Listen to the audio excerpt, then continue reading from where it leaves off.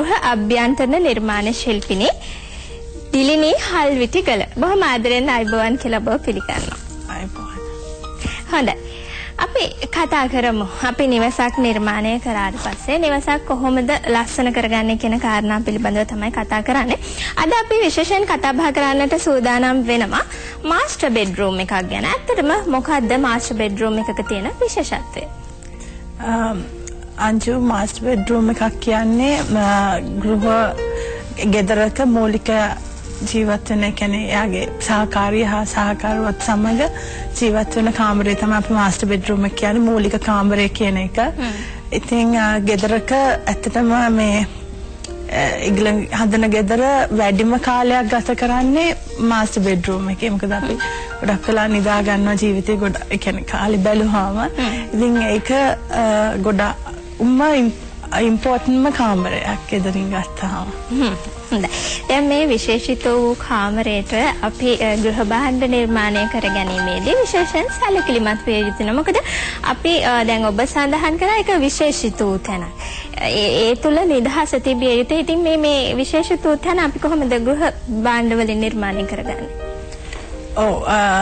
Master bedroom එකක් හරි ඕන බෙඩ්රූම් එකක් කිව්ව ගමන්ම අපිට මතක් වෙන දේ ඇඳ. ඉතින් අපි මූලිකවම හිතන්න ඕනේ ඇඳ ගැන. කොහේ කියන්නේ එක පුද්ගලයාගෙන් පුද්ගලයාට ඒගොල්ලන්ගේ අනන්‍යතාවය මත ඒ අවශ්‍යතාවය අනුව අපි බලන්න ඕනේ මොන වගේ ඇඳක්ද ඒගොල්ලන්ට සුදුසු කියලා. අනිත් එක ඒක බලනකොට කාමරේ සයිස් එක තියෙන තැන ඒ ඔක්කොමත් එක්ක තමයි අපි තෝරගන්නේ කොයි වගේ ඇඳක්ද කියන එක. ඉතින් ඒක සාමාන්‍යයෙන් නම් මාස්ටර් බෙඩ්රූම් එකකට අපි ටිකක් ලොකු ඇඳක් පාවිච්චි කරනවා. කියන්නේ අපි ඩබල් බෙඩ් එකක් කියන්නේ පොඩි සයිස් එකේ ඇඳක් ඩබල් ක්වීන්ස්ද කින්ද කියලා ඒක සිලෙක්ට් කරගන්නවා ඒ සයිස් එක අනුව. ඊට පස්සේ ඒකට හරියන මැට්‍රස් එක ගැන හිතන්න ඕනේ. ඒකත් තමන්ගේ අවශ්‍යතාවය අනුව වෙනද පොලේ තියෙන එක ඒවා එකෙන්. ඊට අමතරව බලනවා දැන් ඉස්සර කියන්නේ මාස්ටර් බෙඩ්රූම්ස් වල අනිත් එකක් තමයි ඒ ගෘහණියගේ ඩ්‍රෙසින් ටේබල් එක. ඒගොල්ලෝ මොන හරි එතන ඉඳන් ඩෑරිලා ඇවිල්ලා වැඩ කරනවා නම් අපි ස්ටඩි ටේබල් එකක් තියනවා. ඊට පස්සේ සමහරව ටීවී එකක් ඉල්ලනවා. ඊට පස්සේ අනිත් එක ඇඳුම් දාන කබඩ් එක. ඉතින් අල්මාරිය. ඉතින් ඒවා තමයි මූලිකාංග කියලා යන්නේ. හැබැයි අලුතෙන් කරද්දී ඒක වෙනස් විදිහට තමයි කරන්නේ. ඒ කියන්නේ අලුතෙන් අපි දැන් අලුතෙන්ම නිර්මාණය කරද්දී මාස්ටර් බෙඩ්රූම්ස් දැන් මොඩර්න්ම විදිහට අපි ඇත්තටම මේ ඇඳුම් අල්මාරිය ඔය මං කියපු අනිත් මුකුත්ම හිතන්නේ ඇඳට තමයි ප්‍රයොරිටි දෙන්නේ. ඇඳ තියෙන ස්ථානය අපි බලනවා කොහොමද මේ දවල් කාලේට උනත් කළුවර කරගෙන ගන්න පුළුවන් කියලා. කියන්නේ එකකින් කියන්නේ මේ ජනෙල් නැතුව හදනවා කියලා කාමරේ. ඒ අපි ෆුල් සන්ලයිට් බ්ලොක් කරගෙන මේ ඉමේජස් වගේ තියෙනද මේක එහෙම අර ඒගොල්ලෝ ඔක්කොම කාමරේ ඉල්ලලා තියෙනවා ස්ටඩි ඒ කියන්නේ පොඩි ස්ටඩි ටේබල් එකක් ඇඳ ඒ විදිහට. ඉතින් මේ කරපු මොඩර්න්ම ඇඳා. ඔකේ තියෙනවා බලන්න කොච්චර සැප පහසුව ගැන හිතලාද කියන්නේ කුෂන් එකක් දාලා තියෙනවා හේතු වෙන්න. ඊට පස්සේ ට්‍රෝපිස් පිලෝ අලුත්ම නිර්මාණයක් නේ. ඔව් අලුත්ම නිර්මාණය. මේක පොඩි කාමරයක හින්දා මම ඇඳ පොඩ්ඩක් උස්සලා උඩින් තියෙන විදිහට ෆ්ලෝට් වෙන විදිහට තමයි කරලා තියෙන්නේ. ඊට පස්සේ අර බ්‍රෙඩ් ස්ප්‍රෙඩ් එකක් දානවා. තව ත්‍රෝ කුෂන්ස් තියෙනවා. බලන්න දෙපැත්තේ තියලා තියෙන මේ ලාම්පු දෙක උනත් හීනියට එතන ඉඩට හරියන්න තමයි තියලා තියෙන්නේ. ඉතින් එක වෝල් එකක් පොඩ්ඩක් අපි ටෙක්ස්චර්ඩ් වෝල් එකක් දාලා තියෙනවා. ඉතින් එහෙම එකින් එකට වෙනස් වෙනවා. දැන් උතනින් පේනවා ඊට එහා පැත්තේ අර පොඩියට තියලා තියෙන්නේ ස්ටඩි ටේබල් එකක්. ඉතින් මේගොල්ලන්ගේ ඇත්තටම මේක ලේඩි ડોක්ටර් කෙනෙක්ගේ ගයක්. එයාගේ හස්බන්ඩ් ඉඳලා හිටලා එන්නේ රට ඉන්නේ. ඉතින් එයාගේ කාමරේ දැන් ලේඩි කෙනෙක් වුණාම අපි හිතන ඩ්‍රෙසින් ටේබල් එක. එනට එයාට කැමති වුණා ඩ්‍රෙසින් ටේබල් එක පේන තැනක තියන්න. කැමැත්ත වෙනස් වෙනවා. ඒක ඉතින් අපිට මෙයාට ඇත්තටම ඕන වුණා ඊට වඩා යාරි ලැප්ටොප් එක තියාගෙන වැඩ කරන චූටි මේසයක්. ඒ වගේ තමයි එකින් එකට මේ දැන් ඔය සියලුම දේ කෙනෙක් දැන් කියන්න පුළුවන් මට මේ ටේබල් එක ඕනේ, මට ඩ්‍රෙසින් ටේබල් එක ඕනේ, මට අල්මාරිය ඕනේ, මට බෙඩ් එක ඕනේ කියලා. දැන් තමන්ගේ මාස්ටර් බෙඩ්රූම් එක කියන්නේ මම හිතන්නේ තමන් නිදහස් වෙන්න ඉන්න කැමති තැන. එතකොට දැන් කොහොමද මේ ඉඩකඩත් එක්ක මේක අපි මේවා කරගන්නේ? ඒක තමයි අපි ගොඩක්ම හිතන්න ඕනේ කාර්යබහුල වෙන්න නැති වෙන්න.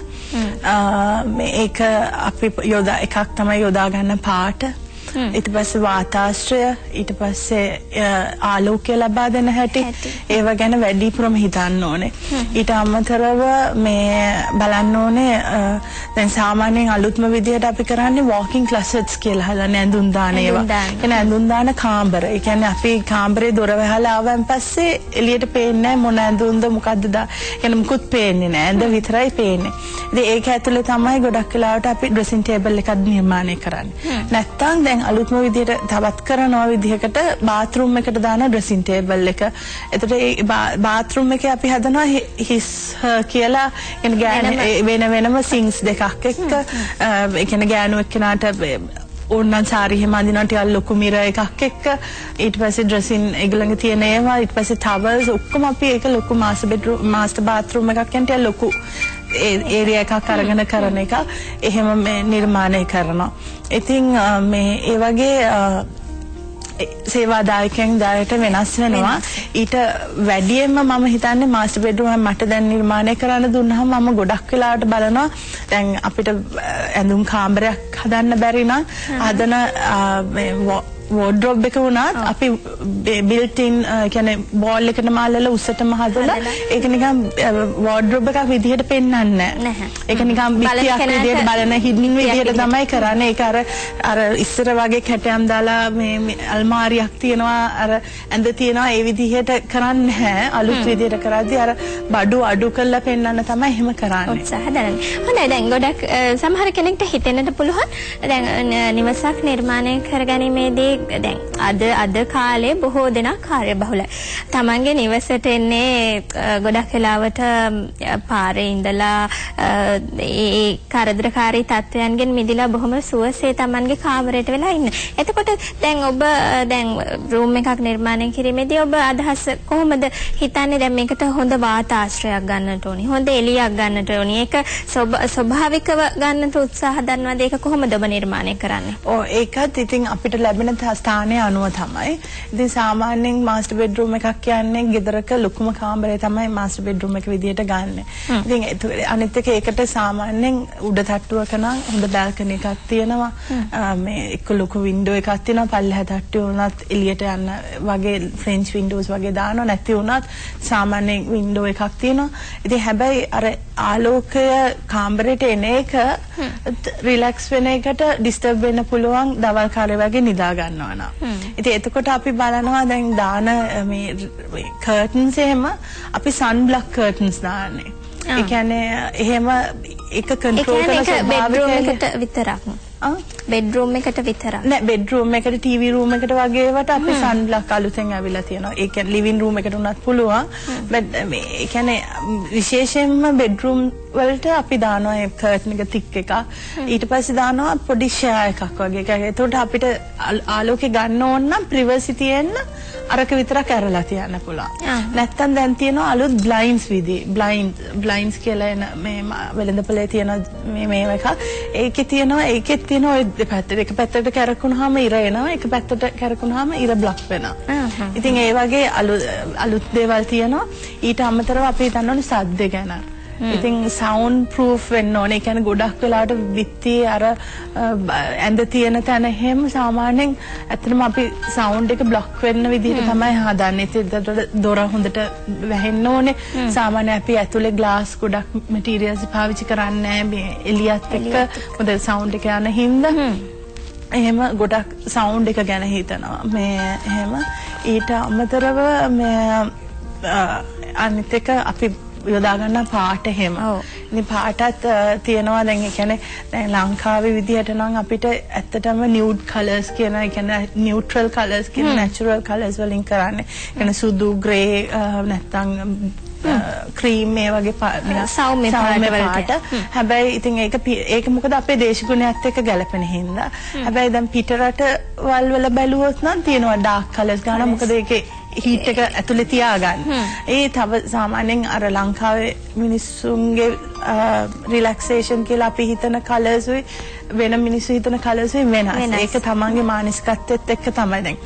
සමහර වෙලාවට මම කරලා තියෙනවා යන් කපල්ස් මට ඉල්ලලා තියෙනවා මට රතු පාට මේ black and white red theme එකට room එක කරලා ඕනේ. වෙලාවට දැකලා තිබෙනවා. දැන් ඇත්තට මේ එහෙම කරපු පින්තූරات ඇති පස්සේ පෙන්නයි මේ මනෝජ්ලා මේ එහෙම ඒ කියන්නේ අපේ විදියට ඒ කියන්නේ අපේ අවශ්‍යතාවය අනුව තමයි ඒකේ මානසිකත්වය ඇත්තට රඳාපවතින්නේ තමාගේ හිතේ තියෙන මේවත් එක්ක. ඒ කියන්නේ අපිට එක එක්කෙනා රිලැක්ස් වෙන්නේ එක විදියට.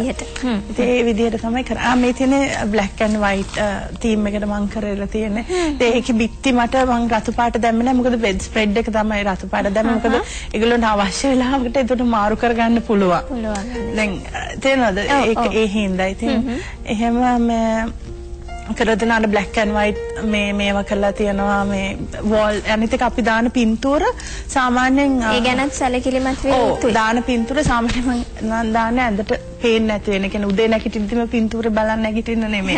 හැබැයි ඒත් ඇඳට පිටුපසින් තමයි මේ පින්තූර මෙතන දාලා තියෙන්නේ. ඔව් සමහර වෙලාවට දානවා දැන් පින්තූර වුණත් කියමු තමන්ගේ පවුලේ අයගේ පින්තූර නැගිටිද්දිම පේන්න දාන. දැන් පොඩි ළමයි හරි තමන්ගේ ළමයි හරි එක්ක රටේ ඉන්නවනම් ඒගොල්ලෝගේ පින්තූර හරි මම දැක්කම ඒගොල්ලොත් එක්ක නැගිටින්නේ වගේ එහෙම එන්න. අනිත් එක දැන් මේක එහෙම ටිකක් බැඳලා අලුත් කපල් එකට අලුත් නෙමෙයි අලුත් පරණ වුණා අර රොමැන්ටික් ඒ නිකන් ආදරණීය බව ඒ ෆීලින් එකත් එන්න තමයි අපි බෙඩ්රූම් එකක් කරද්දි කරන්න ඕනේ. මොකද දැන් සාමාන්‍ය මාස්ටර් බෙඩ්රූම් එකක් කියන්නේ ඒගොල්ලෝගේ ප්‍රශ්න ඒගොල්ලෝගේ රණ්ඩු හැමදේම කතා බහ කරන තැනකටපත් වෙනවා. කතා කරන මේව වෙන තැනක්. ඉතින් ඒ ප්‍රයිවසි එක ගැන ගොඩාක් හිතෙන්න ඕනේ ඒක නිර්මාණය කරද්දී. එතකොට දැන් කෙනෙක්ට හිතෙන්නට පුළුවන් දැන් අපි සුදු පාට වැනි දෙයක් ආලේප කරනවා මාස්ටර් බෙඩ්රූම් එකේ. දැන් මේ පාට දැන් රාත්‍රියට මේකේ ආලෝකය පවතිනවා නේද? එහෙම දෙයක් දැන් මාස්ටර් බෙඩ්රූම් එකක් කියන්නේ අපි නිදියන තැනකුත් වෙනවානේ. ඉතින් එතකොට මේ සුදු පාට වැනි දෙයක් ආලේප කිරීම තුළින් ඒකට අවහිරයක් වෙන්නේ නැද්ද? රැටද? ඔව්. රැට ඉතින් කලවර වුණාම සුදු පාට එහෙම ඒ ආලෝකේ පරාවර්තන වීමක් නැහැ. කලවර ඉතින් හැබැයි මෙහෙමයි ඒක ඉතින් සුදු පාට අපි ගොඩාක් ලංකාවේ දේවල් වලට පාවිච්චි කරන්නේ පවිත්‍ර අර පියුරිටි කියන එකට. ඉතින් ඒක ඇත්තටම බෙඩ්රූම් එකක් විතරක් නෙවෙයි ගෙදරක වුණත් ඒක කලර්ස් තමන් කැමති විදිහට තමයි තෝරගන්නේ. ඉතින් ගොඩක් අය ලංකාවේ බයයි සුදු පාට පාවිච්චි කරන්න අනේ කිලුට වෙනවා මේන්ටේන් කරන්න අමාරුයි කියලා ක්‍රීම් පාට ගන්නවා. ඉතින් ඒ දෙකේ වැඩි වෙනසක් නැහැ. ඊට වඩා හොඳයි සුදු පාට ගන්නවාම ඕන පාටක් මික්ස් කරන්න පුළුවන්. මොකද සුදු පාට කියන එක නියුට්‍රල් කලර් එකක්. ඉතින් එහෙම තියෙන අර පාට ගැන අපි වැඩිපුර හිතන්න ඕනේ මේ පාවිච්චි කරන්නේ. හරි. දැන් එතකොට මට දැන් මෙහෙම දෙයක් ඔබෙන් අහන්න හිතෙනවා. ආලෝකය අපි දැන් අපි හිතමු අපි ස්වභාවික ආලෝකය නැතුව අපි ආලෝකය භාවිතා කරද්දි මොන විදිහටද මාස්ටර් බෙඩ්රූම් එකකට ආලෝකය ලබා ගන්න ඕනේ? ඇත්තටම අපි ඇම්බියන්ස් එකක් ක්‍රියේට් කරන්න ඕනේ. මොකද ඒ ඇම්බියන්ස් එකත් එක්ක මම කිව්ව රොමැන්ටික් ෆීලිං එක ඒව ගන්න පුළුවන්. ඒ ඇම්බියන්ස් එකක් ක්‍රියේට් කරනවා කියන්නේ අපි ලයිට් එක කියන්නේ අපි දාන මේ bedside ලාම්පුව හරි ඊට පස්සේ මේ දාන wall light එක හරි දැන් රැට කාමරයක මේ bright day light එක අවශ්‍ය වෙන්නේ bedroom එකක් කියන එකට unless ඒකයි මම කියන්නේ මේ අර තමන් ඒකේ ඇවිල්ලා වැඩ කරලා ඇවිල්ලා ගෙදරත් මොන හරි වැඩ කරන්න එතන ඕනේ නම් අපි ඒකට ටේබල් ලැම්ප් එකක් එතන දාලා දෙනවා. එක්කෝ දැන් ගොඩක් අයගේ හැබිට් එකක් තියෙනවා රැට නිදා ගන්න කලින් පොතක් කියවනවා. එතකොට අපි එක පැත්තක ඒ ටේබල් මේවා එක්ක බෙඩ්සයිඩ් ලැම්ප්ස් දාන ඒවෙන් මේවා කරනවා. ඉතින් එහෙම තමයි ආලෝකය කන්ට්‍රෝල් කරගන්න. අනිත් එක ගොඩක් වෙලාට අපි කන්ට්‍රෝල් එකක් හයි කරනවා. එතකොට Tamanට අවශ්‍ය ගන්නට ලයිට් එක මේව කරගන්න පුළුවන්. හොඳයි. දැන් ගොඩක් වෙලාවට මම දැකලා තිබෙන කාරණාවක් තමයි දැන් බෙඩ් එකක් හදද්දි සමහරවිට සිමෙන්තියෙන් හදනවා. මේකට මොකක් හරි විශේෂත්වයක් තිබෙනවද මෙහෙම නිර්මාණය කරන්නට? නෑ ඒක ඇත්තටම ඔයාලා ශ්‍රී ලංකන් ස්ටයිල් එකත් එක්ක ඔය සමහර හොටෙල්ස් වල එහෙම ඇඳවල් අපි කරලා තියෙනවා දැකලා තියෙනවා. මොකද ඒකට ඒගොල්ලන්ට වෙනස් කරන්න ඕනේ නැහැ ඇඳ තියෙන තැන. ඒක පර්මනන්ට්ලි මෙතන. මොකද හැමදාම හොටෙල් එකේ කවුඩ් එකේ ඉන්නේ නැහැනේ දවසින් දවස මාරු වෙනවනේ. හැබැයි මං හිතන්නේ බෙඩ්රූම් එකක් කියන එකක මම ඒ කියන්නේ ඉන්ටීරියර් ඩිසයිනර් කෙනෙක් විදිහට මම පිළිගන්නේ අපි පර්මනන්ට් දෙයක් කවදාවත් කරන්න ඕනේ කියලා. මොකද අපේ ජීවිතේට තියෙන්න ඕනේ චුටි කික් එකක් වෙනස් වීමක් තියෙනවා. ඉතින් at least අවුරුද්දකට පාරක් මාස 6කට පාරක් ගාන පාට ඇඳ තියෙන තැන වෙනස් කරන්න ඒව පොඩ්ඩක් වෙනස් කරාම මේ ඒ කියන්නේ වෙනස් අලුත් හැඟීමක් එනවා. ජීවිතේට අලුතක් මේ වෙනවා. හොඳයි. දැන් සමහරකට හිතන්න පුළුවන් දැන් ගොඩක් වෙලාවට දැන් පාරිසරික ගැටලු තියෙනවා. දැන් මදුරු කරදර එහෙම ගොඩක් වෙලාවට තියෙනනේ අපි ඒ ගැනත් කතා කරන්නට ඕනේ. එතකොට දැන් කොහොමද කෙනෙක්ට හිතන්න පුළුවන් කොහොමද මම මගේ බෙඩ් එකට මදුරු දැලක් මේවා කරගන්නේ කියලා. ඒකට අවලස්සනක් එකතු නොවන විදිහට රූම් එකට ඒක අපි හදාගන්නේ කොහොමද? ඇත්තටම මේ ඉමේජස් වගේ මම ගෙනාවා ඒක ගැනම කතා කරන්න. මේ අන්තර්ජාලයෙන් අරගෙන මොකද ගොඩාක් මගෙන් අහන ප්‍රශ්නයක් තමයි මදුරු දැල කොහොම අපි දාන්නේ මේක හරි කැතයි එල්ලෙනවා. එහෙම කියලා ඒක තව ටිකකින් මම හිතන්නේ පෙන්නයි. එතකොට අපි ඒක දාම්මාම ඒක ගැන කතා කරමු. මොකද මේ ඉමේජස් වගේකින්ම පෙන්නලා මොකද මට දාන්න බෑ. මොකද මදුරු තැල කියන එක අපිට පුළුවන් උඩ ඉඳලා එල්ලන විදිහ වෙනස් කරන්න පුළුවන්. ඒක වියනක් වගේ දාන්න පුළුවන්. ඒ වගේ මම පොඩ්ඩක් එක්සැම්පල් ටිකක් ගෙනාවා. ඒ ටික පෙන්නයි මම හිතන්නේ. ඔව් දැන් ගොඩක් නැතුව මට ඒක කතා කරන්න ටිකක් අමාරුයි. කියන්නේ දාන විදිහ පෙන්නන්න. ඉතින් මම ඒ හින්දා එක්සැම්පල්ස් වගේක් ඒකට ගෙනාවා. මොකද කොහොමද අපි ඒක කන්ට්‍රෝල් කරන්නේ? අපිට හැකියාවක් ලැබෙනවද ඒ ඡායාරූප බලන්නට? මේ තියෙන්නේ නම් මේ මදුරු දැල් දාපේව නෙමෙයි. මේ මම ඇත්තටම ඉස්සර වැඩ කරද්දී ඔඩෙල් එකේ වැඩ කරද්දී කරපු බෙඩ් මේ සෙටින්ග්ස් වගේ. මේක මම ඇත්තටම ගෙනාවේ පෙන්නන්න. මේ එකම ඇඳට එක එක විදිහේ බෙඩ් ස්ප්‍රෙඩ්ස් දාලා කර්ටන් එක වෙනස් කරාම දවසින් දවස වෙනස් වෙන විදිහට වෙනස් නිර්මාණයක් නිර්මාණය කරගන්න පුළුවන්. මේ වගේ පින්තූර 5-6ක් ඇති. එතකොට ඒක බැලුවම තේරෙයි මේ එකම ඇඳ ඒ වුණාට අපේ ඇට්මොස්ෆියර් එකම වෙනස් කරලා තියෙනවා ඇඳ ඇතිරිල්ලෙන් පමණක්. ඉතින් ඔය තියෙන්නේ ඒ විදිහට කරලා තියෙන කර්ටන් එකයි බෙඩ් ස්ප්‍රෙඩ් එකයි වෙනස් කරන්නේ. ඒත් එකම තැන. එකම දේ එකම ඇඳ. මොකද මම ඉස්සර වැඩ කරන කාලේ අපිට තිබ්බා මේ මම විෂුවල් මර්චන්ඩයිසර් කෙනෙක් වගේ වැඩ කරන කාලේ අපිට තිබ්බා මේ වෙනස් විදියට නිර්මාණ කරන්න සති දෙකෙන් දෙකට වගේ. ඉතින් එහෙම කරපු පින්තූර ටිකක් ඉතින් මට හිතුණා මේක හොඳම සබ්ජෙක්ට් එකක් වෙයි අද පෙන්වන්න. මොකද අපේ මේ ප්‍රේක්ෂකයන්ට දැන් මේ එකම කියන්නේ එකම ඇඳ වුණත් බෙඩ් ෂීට්ස් වෙනස් කරලා කර්ටන්ස් වෙනස් කරලා ඒ ඇම්බියන්ස් එකම වෙනස් වෙලා තියෙන හැටි පෙන්වන්න. අපිට ඒ දැක්මෙන් අමුතු හැඟීමක් ගන්නට පුළුවන්. ඔව් අන්න ඒකයි ඒක දාන විදිය පොඩ්ඩක් ඒක ඩෙකොරේට් කරන විදිය ඒවයි. හොඳයි අපි සඳහන් කරමු දැන් ගොඩක් වෙලාවට දැන් මේ ගෘහ භාණ්ඩ භාවිතා කිරීම ගැන අපි කතා කරා. නමුත් මට දැන් මෙහෙම දෙයක් අහන්නට සිතෙනවා. මේ දැන් ගොඩ කෙනෙක් ඉල්ලන්නට පුළුවන් මට මේ මගේ රූම් එකට මට සෝෆා එකක් වගේ එකක් ඕනේ කියලා. මේක ගැලපෙනවද? දැන් මම ගොඩක් වෙලාවට දැකලා තියෙන රූම්ස් වල එහෙම තියෙනවා.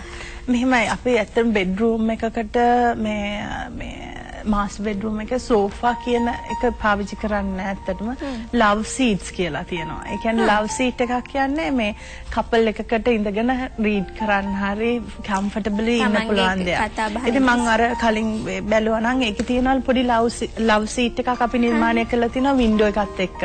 කියන්නේ පොඩ්ඩක් එතන ඉඳගෙන එළිය පේනවා ඔක්කොමත් එක්ක ඒක නිර්මාණය කරලා තියෙනවා. ඒක කලින් දකින්න නැති ප්‍රේක්ෂකයෝ. ඊට අමතරව දැන් ඉස්සරහට පෙන්වන පින්තූර වල පෙනෙයි ඒ වගේ දාලා තියෙන ඒවා. ඉතින් ඒක අපි ඉඩ තියනවා නම් අපෙන් නිර්මාණකරුවෙක් මේ සේවාදායකෙන් අපෙන් ඉල්ලුවොත් ඒක අනිවාර්යෙන් අපි ඒක මේ කරනවා. හැබැයි අර සෝෆා සෙටීස් කියන ඒවා ලුක්කු ඒවාවත් සෝෆා බෙඩ්ස් කියන ඒවාවත් බෙඩ්රූම් මාස්ටර් බෙඩ්රූම් එකට දාන්න. ඒකයි වෙනස. දැන් මේවා එහෙම පින්තූර වල තියෙනවා මේ තියෙන වෝල් සයිඩ් එකේ තියෙන ඒ වෝල් කබඩ් එක. ඕකේ ඇරලා තියෙන වෝල් කබඩ් එක ඇරුවාම අපි ස්ටෝරේජ් කරලා තියෙන විදිහත් වෙනම පෙන්නයි. දැන් බලන්න දැන් ඔයකේ තියෙන්නේ දැන් මේ ඕපන් කරලාද? මේ දින ඇඳ. හැබැයි දැන් ඇඳේ මේගොල්ලෝ ඇත්තටම ඕනනේ බ්ලොක් වෙලා ඉර වැටෙන්නේ නැති වෙන්න ඇඳ විතරක් තියෙන්න.